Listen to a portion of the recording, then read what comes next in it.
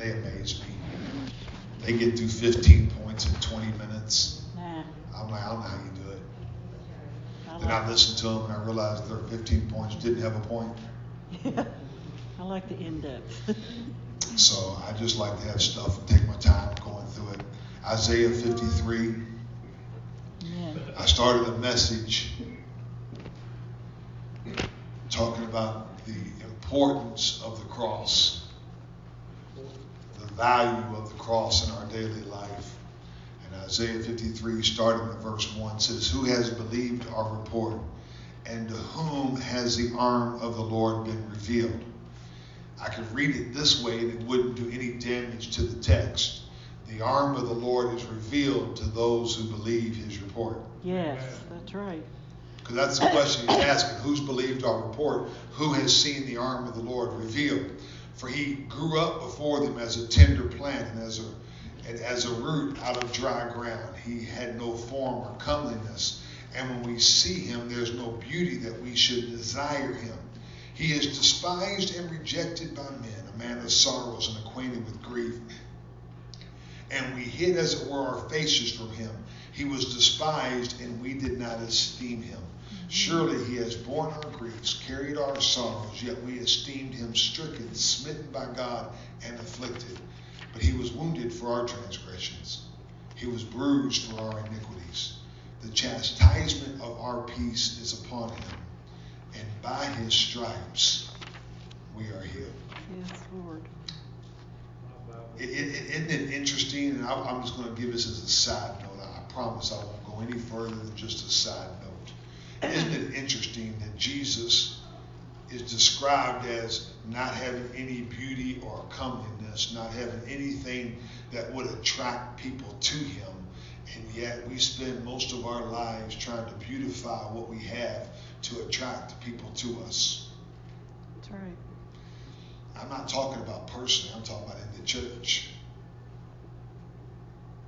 That's right. We spend all of our time, and I'm not saying don't make the church ugly on purpose, but I'm just saying, we spend all of our time trying to get everything. I heard one person say they were voting in a new preacher, and she goes, "I couldn't vote for that one, he's too ugly." Oh my goodness. And I was like, your criteria was the beauty of the speaker. Wow. Not the content of the message, but the beauty of the speaker. I think one of the reasons that I find it interesting when I see, one of the reasons I also think that God said that we should not have any graven images is because we have a tendency to beautify stuff. We have a tendency to try to make it better than it really is. Our human tendency is to try to always put a spin on it to make it better. Y'all look at me like y'all know what I'm talking about. Y'all ever watching the news? Every politician that gets up here tries to put a spin on it to make it better than it is. And I don't care which side of the aisle you're on, everybody tries to spin stuff so it looks better, make themselves look better.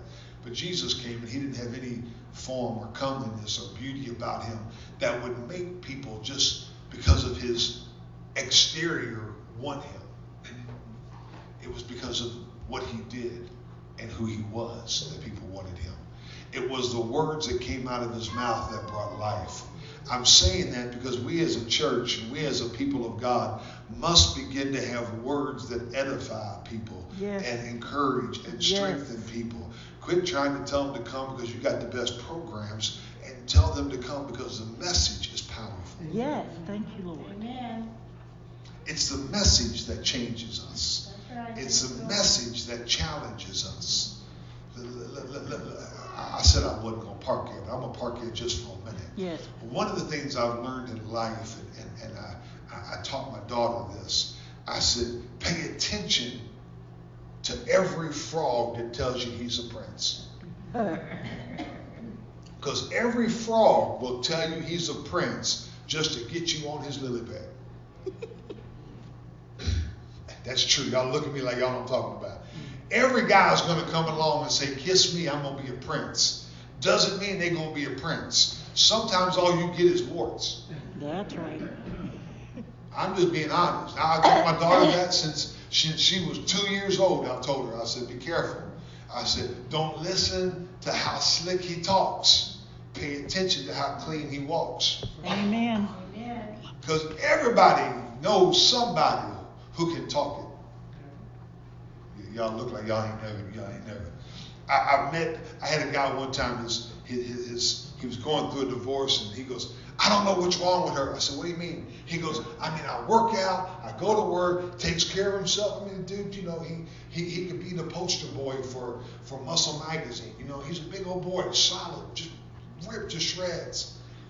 And he goes, and she's with some ugly, fat, drunken slob. He goes, why? I said, because he's nice. He could be as ugly as homemade sin on a biscuit, but the fact of the matter is, if he's nice. See, one of the problems we have in church is somewhere along the line, under the message of the cross and the grace, we forgot to be nice. There's a great prophetic movie called Roadhouse. And I know by y'all's mouth and your laughter that none of y'all ever seen it, but if you had seen it, Patrick Swayze is the cooler to the bouncers, and he says, if somebody gets stupid, all you got to do is take them out, but be nice about it. We in the church have got a great message. Let me say it like I used to say.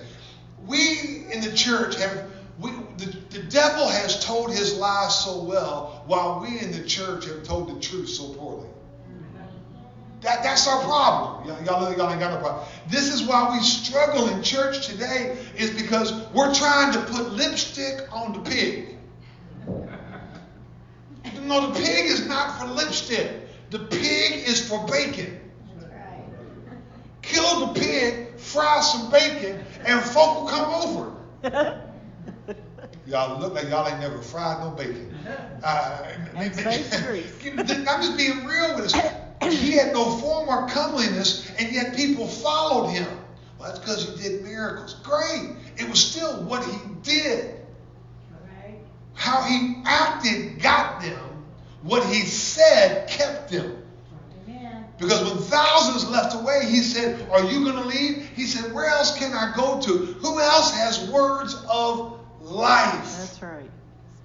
So when we read Isaiah 53, it's called the suffering servant, we see what Christ went through. And then I mentioned it again, so I'm going to drop it because some of y'all weren't here. John 3:16. For God so loved the world that he gave his only begotten Son. What does gave mean? Not just he brought him down here to the world. Listen to how he gave him. He gave him to bear our griefs, to carry our burdens. He gave him to be beaten and smitten. He gave him to be crucified and wounded for our transgressions. He gave him to be bruised for our iniquities. He gave him to be that the chastisement of our peace could be upon him. He gave him to be despised and rejected of men. So for God so loved the world that he gave his only begotten Son to go through Isaiah 53 so that we who believe, Isaiah 53:1, who has believed the report. That's right. This isn't make-up stuff. This isn't really hard. But sometimes we quote John 3:16, but we're not thinking of Isaiah 53. So we're thinking he gave us a present that we're going to open up and enjoy. And that is true. However, the present is always more enjoyable when you know the cost behind it. That's right. You can give your kids the greatest present in the world and they love the box. Because it's not the present that matters. They don't know the cost of what you bought them. They know the enjoyment of what it came in. Sometimes we are like kids and we play in the box of church. Wow. I know it's been a long weekend, and I know some of y'all just got in the hospital and y'all on vacation and y'all chilling, but y'all better let your face know you're awake. I'm going to throw a microphone at some of you. Smile a little bit and pretend like, because have y'all ever come to church like I used to come to church? I come to church and they beat the snot out of you when you came to church. You never did enough, gave enough, prayed enough, read enough. I mean, it didn't matter what you did. It was never enough. Amen. I'd come to church. I was growing up and say, you got to pray for an hour. Well, I prayed for 45 minutes. Well, that just ain't good enough. You were 15 minutes short. I mean, I was 45 minutes. I thought I did pretty good. I couldn't get a pat on the back for that. Then all of a sudden I started giving tithes. We were already taking the offering, relax. And I gave tithes, and that wasn't enough. Now they wanted another offering. I went to a church that took anywhere from 2 to 4 offerings a service. I started dividing my money up in quarters. I mean, it was, Helen knows I'm telling the truth. I mean, just because you couldn't give enough. I mean, I'm like, wait a minute. Isn't there somewhere along the line? My wife likes to say it like this. Don't you have a Jesus loves me message somewhere in there? Can I come to church once and just hear Jesus loves me? This I know. No, we always come and we get beat up, and I'm wondering how come. Then I realized it's because in the depravity of man, one of the struggles we have is we have to make ourselves feel better than somebody else. I don't care what era that you grew up in. If you grew up in the 70s, you might remember a TV show called Welcome Back Kotter, where they would put each other down. I can cut you so low, you can play handball on the curb. You remember some of those old stupid little one-liners? And if you grow up in the last 10 years, what they would do is they would start doing, they call them bars. They call them raps, where they talk about each other and make fun of each other and talk bad about how they're going to do stuff to one another and all these different kind of things. And that's fine, because it's all about trying to make the other person bad so you can make yourself feel better. We did the same thing.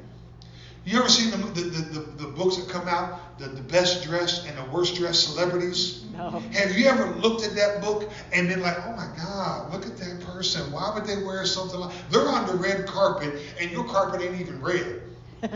And you're going to talk bad about them. Oh my God, look at her nose. Oh my God, why would somebody like her? Yeah. Why would somebody like him? Why? I mean, Lyle Lovett, how could he get Julia Roberts to like him? Bank.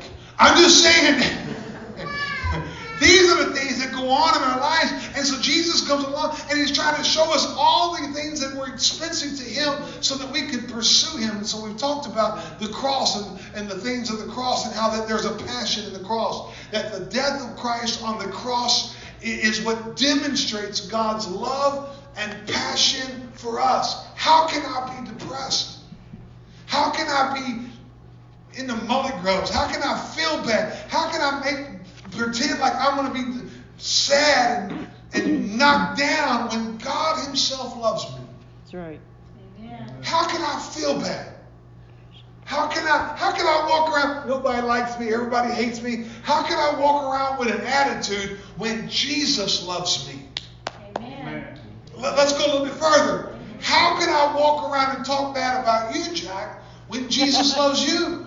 That's right. That's right. If the same Jesus loves me and it makes me feel good, then why am I going to talk bad about you, Joey, when Jesus loves you too? For God so loved the World. Oh.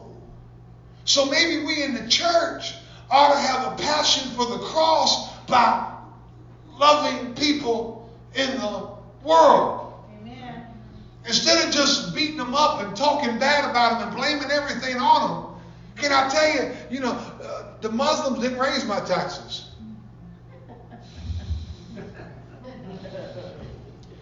So you quit talking bad about them. I mean, the ragheads, whatever. I mean, you can't keep making fun of them all the time. Somewhere along the line, we got to realize it wasn't all the Democrats. It wasn't all the Republicans. It wasn't all it might have been U of L fans. I mean, it wasn't all. No, just teasing, Brenda. It's not all U of L fans. The fact of the matter is everybody is out there. God loved the world, so he gave his son. And for the passion that was set before him, he endured the cross. Then maybe we should have a passion for the cross that goes out for people. Y'all ain't going to say nothing. That's all right. We talk about the purpose of the cross, and I'm not going to go through all of it again. I'm not going to lay out everything, but we must understand that there's a purpose in the death. Without the shedding of blood, there is no remission of sins. So listen, what does that mean? That means in my passion for people, I can't neglect to tell them about the death of Christ. Right. I can't love people enough that the cross fails to exist. Because that really isn't love for people. If I look at you and you, AB negative or positive, which one's negative? AB negative, is that for the most rare? Negative. We'll go negative. Thank you. AB negative. Joey needs AB negative. And I got AB negative running through my body. I got pints of it. But I'm not going to tell him I got it. I'm going to let him bleed to death and die, even though I have what he needs. Because after all, blood is such a messy thing to deal with. If I give you my blood, that means I got to allow you close enough to get in me. Oh, I don't know that I really want to do that. But yet the reality is, what kind of friend would I be to him if I have what he needs and refuse to give it to him? What if I'm a person who looks at Joey? What do you want to be today? You want to be an alcoholic or a drug addict? Choice. Drug addict, good. Okay, he's a drug addict. So, here I am. I can give him the power of God that's going to break the sin, break addiction in his life. And yet the reality is, I don't tell him. I tell him I love him. I'm his friend. We go hang out. But if I never share the cross, if I tell you God loves you, but I don't show you Isaiah 53, do you understand how he loves you? Then have I really shown you the love of God?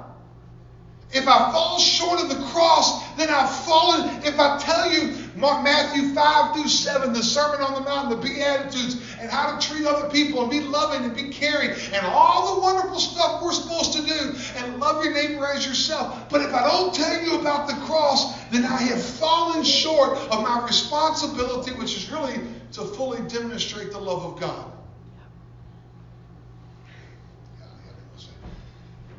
The purpose of the cross was a demonstration of the power and the love of God.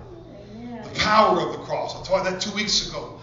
We talked about the fact that the power of the cross changes lives. That's right. It frees us from sin. Listen. God did not just come to get us out of sin. He came to bring us to something. I talk about translated out of his kingdom into the kingdom of his dear son. We have been beamed up. We have been beamed up, Scotty. We've been translated. We are no longer bound by what we see here. We are on, if you will, a different plane. We're walking differently. And so we've got to begin to function under the power of the cross. Power of the cross is not just to redeem us physically or emotionally, spiritually. All three of those, we see that in the cross. Because Jesus said, my God, why have you forsaken me? He went through a separation of God, of his Father he had never gone through before. That's how he knows what it's like when we're separated from him. I think about these 12 kids over in Thailand. Yep. And it's not the kids I'm thinking about. I'm thinking about their parents who thought it was a good idea. And they trusted this one scoutmaster thing to take him on a trip. We're going to go caving. We're going to go look at caves. And then we're going to come back. And somewhere along the line, the rains came. Then my mind went back to that little kid song. Rains came down and floods came up. The rain... Anyway, but now I'm excited because this morning on the way to church, I hear that 4 to 6 of them have been brought out, and in another 10 hours, they're going to go back and get some more of them. They figured out a plan. People who don't even know these kids have figured out a plan and are risking their lives to get these kids to safety. And I'm thinking about the parents who are watching people they don't know possibly lay down their lives for kids they can't deduct. That is amazing to me. For no greater love hath this than any man to lay down his life for his. But I showed you my love when you were my enemy. That's the power of the cross. The power of the cross is not, I got to get my life together before I come to church. If you could get your life together, you wouldn't have to come to church. I ain't lying. The first step in the 12th step is you got to acknowledge there's a higher power. There's a God someplace and you ain't him. That's right. That's one of the greatest lessons you'll ever learn. There is a God, and the second one is you ain't it. If you'll learn those two things, it will really help you in life. So we talk about the fact of the power of the cross. We talk about the pattern of the cross. See, we look at the cross sometimes and we see it, we're like, oh, the cross. But we got to realize the cross required stuff from us. A sacrifice, trust, suffering, sympathy. See, these are the aspects of the cross. Why did Jesus go to the cross? For us. Isaiah 53. He was wounded for our transgressions. He was bruised for our iniquities. The chastisement of our peace was upon him. And by his stripes, we are healed.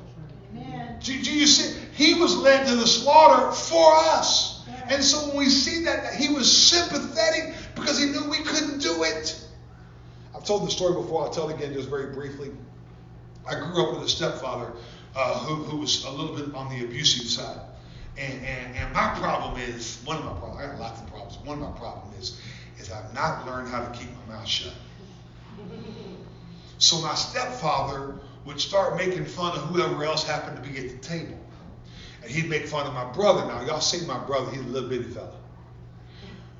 You know, Jay at 10 was topping 200. He's a big boy. You know, he loves pasta. I ain't gonna lie to you. And then him and his other sons, they think it's fun to have a pizza eating contest. I mean, you know, Jay probably tips the scales at 360. When he was in high school, he tipped them about right at 300. And my stepfather would mouth off to him. Now, my brother was a lineman for the football team. Went and played college football. Tough, mean, hit people, all that kind of stuff. But around the house, he was a mouse. So my stepfather would mouth off to him. And I would watch this mountain of a man just begin to go inside himself. And I thought, Heifer, you ain't going to talk bad about my brother with me sitting right here. So instead of keeping my mouth shut, now my brother was the same height I am, but he was twice the man that I am. So he was around 3, and I was around $150 if I had shoes on. And I couldn't keep my mouth shut.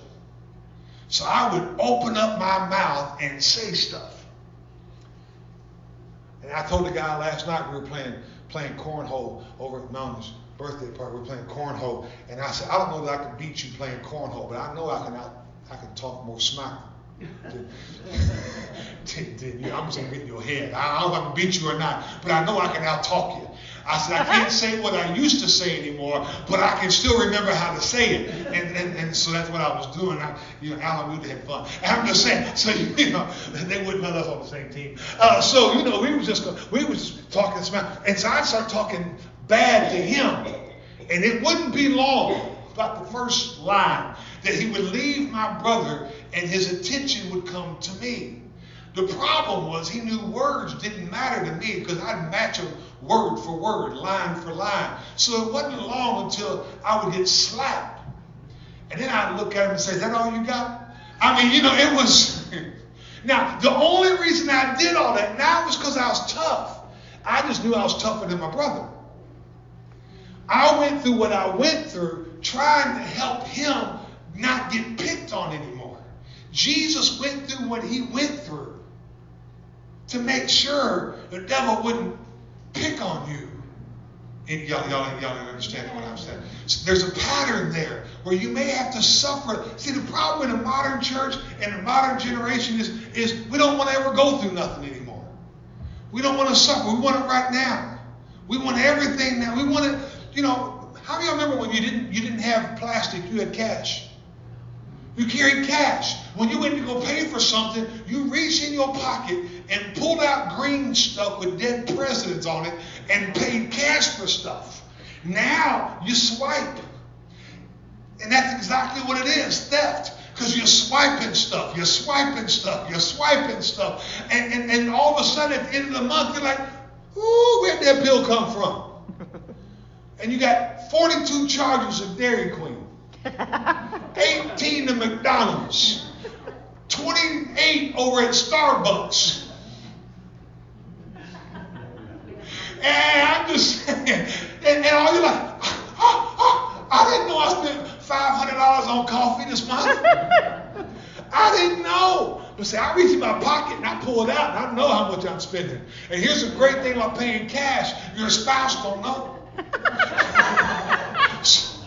how much you spending on coffee. I'm just saying, we do this and we fail to recognize there's things that are happening in our lives that we have to honor the pattern of the cross in every area, to sacrifice and to sympathize and to be emotionally present with people. Those are the last 4. That is 4 weeks and 15 minutes. That's impressive. Y'all keep holding it. But here's the one I want to just very quickly talk about just today, very quickly, and that is this: the primacy of the cross. Church, the cross has got to be the most important area of our lives. I cling to the old rugged cross. Yes. It's not about the symbol as much as it is understanding what the cross is. Amen. The cross is the place between heaven and hell that unites us together. We must understand the heavy price that was paid by Christ. Amen. I think one of the struggles we have, and I mentioned it earlier about our kids when they play with toys, there it is, we have a $500 toy and they playing in an $8 box. Mm-hmm. And we're looking at our kids like, if all you wanted was the box, I wouldn't have had to buy the toy. If all we wanted was a social club to network together to find the best date for prom, we could just have church. We wouldn't have to have salvation. See, the importance of the cross is not about the building we call church. Amen. The importance of the cross is eternity. That's right. And the struggle that we have is sometimes because we've seen, we live in a society today, and I say this with great trepidation, that doesn't always value the cross, because I think for 3 reasons. Reason number 1 is we don't hear about it. That's right. We go to church and we don't hear about the cross. Reason number 2, we don't like the cross because what the cross requires us to do is sacrifice ourselves and our flesh and our wants for the immediate response. Kids don't want to put the toy together. They want to play with it right away. You know why I can't play the piano? It's not because I don't know how. It's because I won't play. I won't practice. My problem is I want to sit down on the piano and be able to play. I want to play. I don't want to go da da da da da da. I don't want to learn the chords. I don't want to learn the notes. I don't want to learn what keys or which. No, I just want to play the thing. How many of y'all know that doesn't work? Yep. Right. You know why I can't play the guitar? Same thing. They want you to put your fingers in crazy positions and hit certain notes. No. My granddaughter's learning how to play the trumpet. I don't know why. I was just glad I wasn't there for a couple of days, because she was practicing. You can't practice a trumpet quietly. When my son was learning how to play the drums, I bought those the rubber thingamabobbles you put on these things, and the mesh heads so he can go upstairs and beat the snot out of it and I wouldn't have to hear it.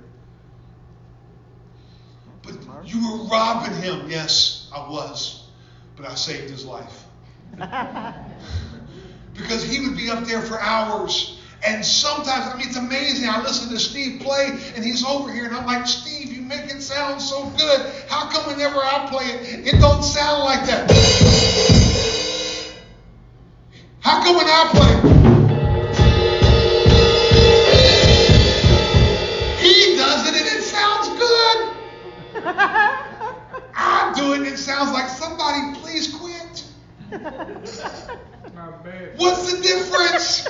What's the difference? He practiced. I ain't doing it. I'm gonna start my own. No, I refuse to spend the time. Do you know why? It's not a priority to me. That's right. Could it be that the third reason that the church struggles with the primacy of the cross is because the cross hasn't become a priority to us? We prefer our own self-desires more so than we value honoring Christ. My stepfather occasionally would buy us gifts. And, there was one thing I learned. Don't leave the baseball glove outside when you're done playing. I left it out once. I never left it out a second time. I learned everything the first time. Because there's nothing to be learned the second time you get kicked in the head by a bullet. You better learn it all the first time. I didn't leave my basketball out a second time.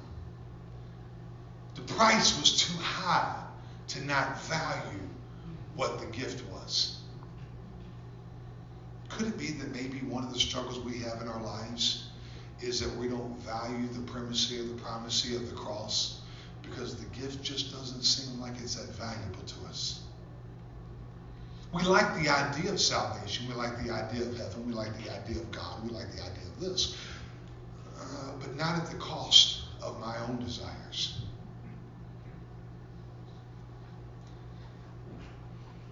And when my stepfather was explaining to me what he went through to buy the baseball glove, it stayed with me. Not because he was abusive and it was painful. That's not why I remember it. I remember it because he broke it down into hours of work. Because at that time, 10 years old, I had a job. I was cutting grass. And I would go cut grass for hours and get $10. A baseball glove back then would cost you $20. So he would look at me and say, you remember how many hours you worked on that Saturday? And you had to do it twice just to buy that glove? How valuable would that glove be to you?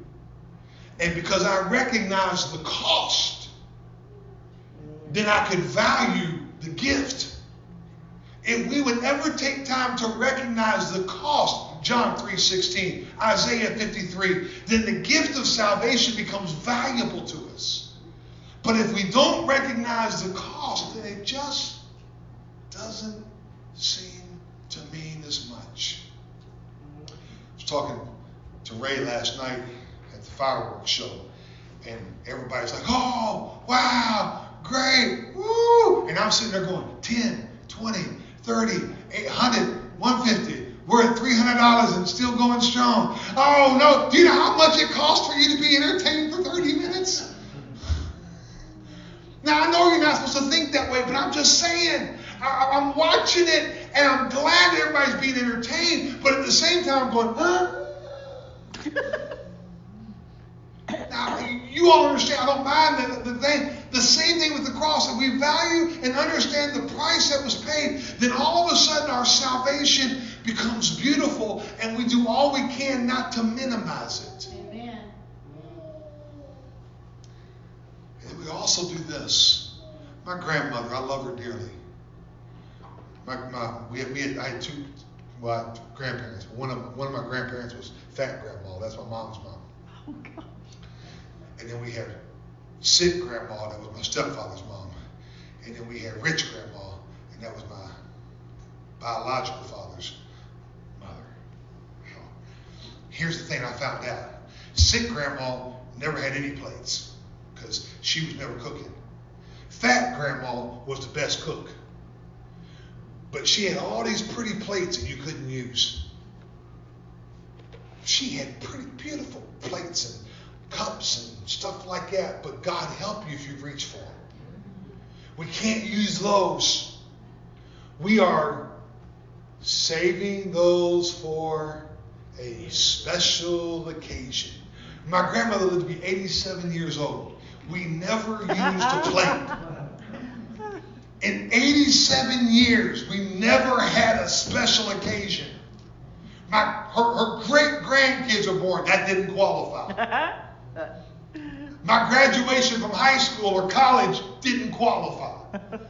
First job, first paycheck, first home didn't qualify. It don't matter what it is. In 87 years, she never had a special occasion to pull out the good china.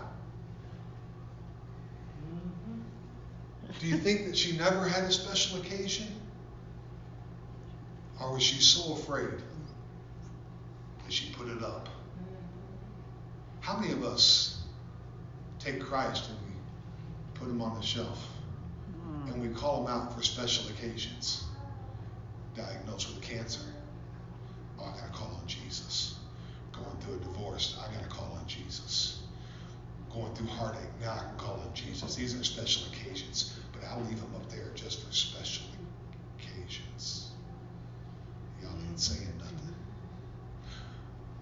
My other grandmother used the china every day. We would have a bowl of cereal for breakfast, and we had to do dishes because she had to have. You couldn't just have a bowl and a spoon. You had to have the thing that goes, the plate that goes under the bowl that the bowl sits on. Then you had to have a cup of coffee with the little saucer thing underneath it. Then you had to have a cup. Then you had to have a napkin and a fork and all. I'm like, we're having a bowl of cereal. Why do I need a knife? Just in case. She brought stuff out all the time and used everything. Isn't that how the church should be the cross? Shouldn't we use Jesus in everything? No matter how small it is. I don't care if it's frosted flakes. Doesn't frosted flakes deserve the fullness of God? Doesn't your friendships deserve the fullness of God? Yes. See, when you understand the primacy and the value and the importance of the cross, you don't ever minimize it. You don't put it on a shelf. You bring it exactly where you're at. So that's why we work out our own salvation with fear and trembling. We look at stuff like, you know what, we can do this. We can bring this out. Let's see what God can do in our lives. Let's look at the value God has for us. And so, you know what? Maybe I can risk a relationship with you. And I know folk ain't going to understand it. And folks may talk bad about me. And folks may not understand. But it doesn't matter about everybody else. It's not a matter, oh, aren't you afraid that if you bring down the good china and you put it out there, what if somebody breaks it? What if? Exactly. They don't. Who cares? It's china. That's right. It's a plate. In other words, if you value the day, let me say it this way. I've been to too many funerals in my life. I've been to funerals and caskets that are this big, and I've been in funerals and caskets that are huge. And here's the struggle. When we get there, we have families who are arguing over the cost of the casket. Who cares about the cost of the casket? What we want is the person back. And yet we fight over the money.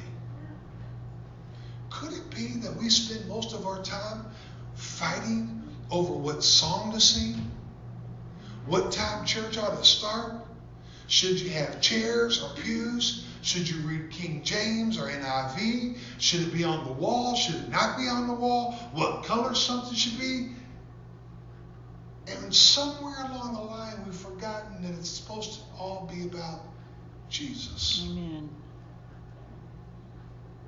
Jesus said this. He said, if I be lifted up, I will draw men to me. We come to church and we say, we're going to have a pack a pew Sunday. Everybody bring a friend. And that Sunday church is full. The next Sunday it's empty. So now we're going to have a pizza party Sunday. And everybody come and we're going to have pizza. Everybody shows up. Let's have cookout Sunday. Everybody shows up for food. And next week they're all gone again. Why? Because we're promoting ideas and not promoting Jesus. See, when you promote Christ, the great thing about Jesus, and I say this, the great thing about Jesus was he looked at people and he would tell them stuff that was impossible. The woman at the well, go and sin no more. Really? Now y'all gonna look at me like y'all ain't never sinned this week. How many of y'all spit? Sin. Got mad, lost your temper, said stuff you shouldn't have said all this week. So Jesus looks at this woman and says, don't go ever sin again. Do you think she walked out there and said, I'm never going to sin the rest of my life? What he was saying was, remember, I'm the one who forgives sins. Thank you, Jesus. Don't alienate yourself from me. So when you see other people sinning, that's not the time to pull out your finger and your long nose and go, I can't believe you're a drunk, alcoholic, heroin addict. What else have I called you lately? No good horror watching film movie thing, person, and talk down to him. Don't you hate when somebody shakes your finger? I like want to break it. Yeah. They shake their finger. I can't believe you. Snap. And they say all these mean things, and they do this like they ain't got nothing wrong with them. Yeah. How many times have we looked at other people and we're shaking our finger at them saying, oh, you don't know what kind of person they are. And Jesus says, here's what I know. Here's what I know. When I came in, you didn't have your servant wash my feet. When I came into the house, you didn't really pay attention to anything about me. But this woman is washing my feet with her tears, and she's drying it with her hair.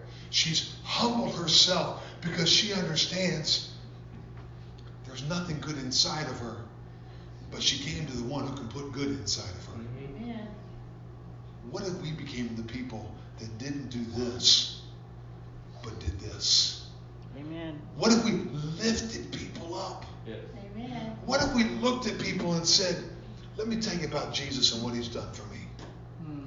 I don't know what he's done for anybody else, but can I tell you what he's done for me? Let me tell you what he's done. I don't know, but I'm not saying you're going to do it just like this, but can I tell you something? Here's what I found. He's a friend that's just closer than a brother. Yes. I have found that he is a father to the fatherless. Yes. He is a husband to the widow. He is a God who cares. When everybody else is walking out, he's walking in.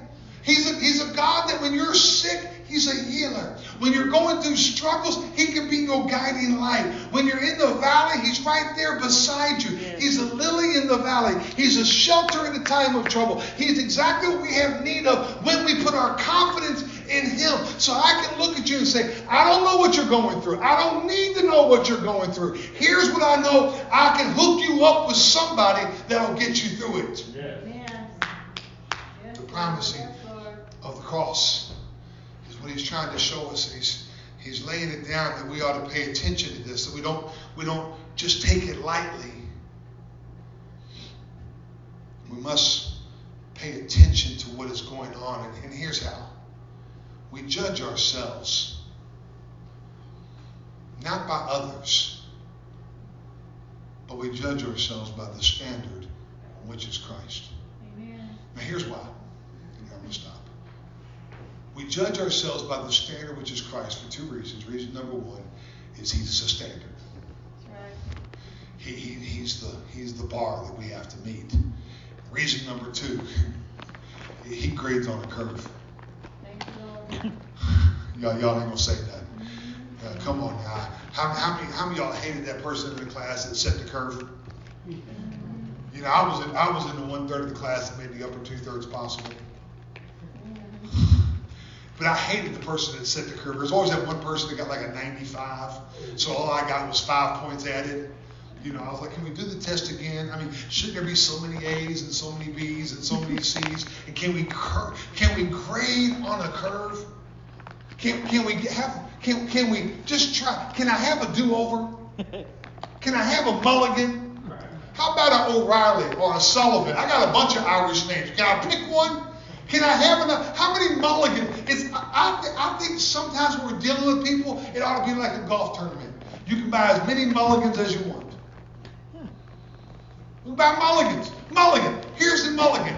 You whiff a shot. It don't count. You get to hit it all over again. You make another bad shot. It don't count. You can hit it all over again. That is what Jesus is coming to. He says, I'm the standard. Here's where you're supposed to be. And you're like, I'll never reach it. He's like, that's okay. I grade on a curve. I come down by grace. Amen. And here's where the grace is. The lowest part of the curve is the foot of the cross. Thank you, Lord. So if you come to the foot of the cross, that's where your salvation and your help and your hope is. Thank you, Lord. I come to the cross to find Christ. And when I come there, then you know what I find, church? What I find is hope for a hopeless situation. I don't have time to take you over to Peter and all these different places. I was going to show you how that even angels wished they could be where we are. That's right. Let me show you in Yes, Hebrews yes. 11. I'll quote this one to you in Hebrews 11. It says, in Hebrews 11, it says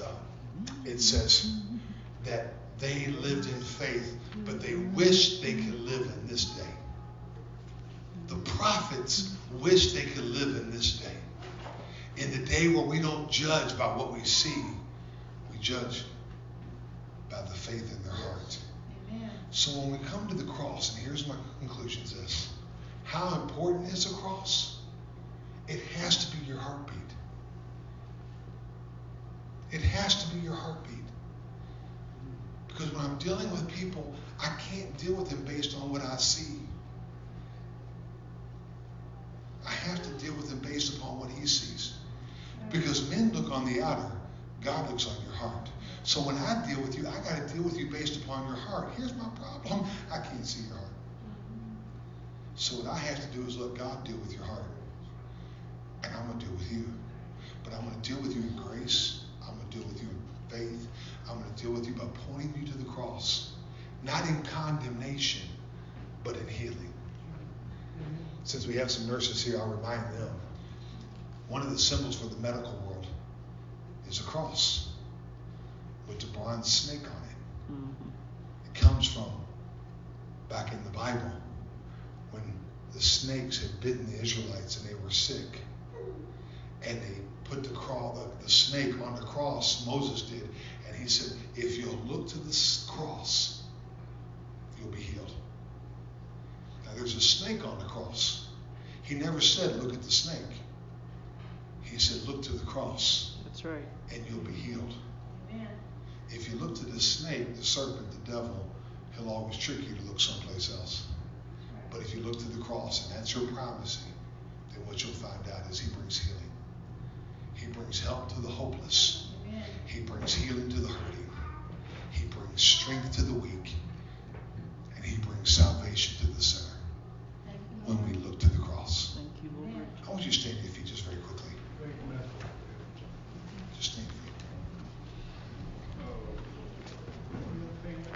The greatness of his salvation that has been provided to us is found in the primacy of the cross. Father, this morning as I've done the best I know how to declare your word, point people to you. That's all I can do, Lord. But you do the rest. That's all I can do, Lord. And God, truthfully, it's all I want to do. I just want to point them to you. Church, I don't know where you're at. I don't know where your heart's at. I don't know what's going on in your world. I don't even pretend. I don't know where Jesus is on your scale. I don't know where, if he's in your top 10, your top 100, or you don't even know who he is. But I challenge you right now today to call on Jesus. For when you call on Jesus, all things are possible. Yes. Thank you. All things are possible. He saves. He saves to the guttermost. He brings healing. I don't know what you need, but I can tell you this, what you need is Jesus. Amen. And Father, I pray right now for each and every person here under the sound of my voice, that Lord, you will cause them, Lord, to come to you, to reach to you. And that, Lord, to know that you will in no wise cast them out, but your love truly never fails. Yes. I thank you for it, Lord. In Jesus' mighty name. And the church said, Amen. amen. As you leave, hug on somebody's neck, love on somebody, and tell them,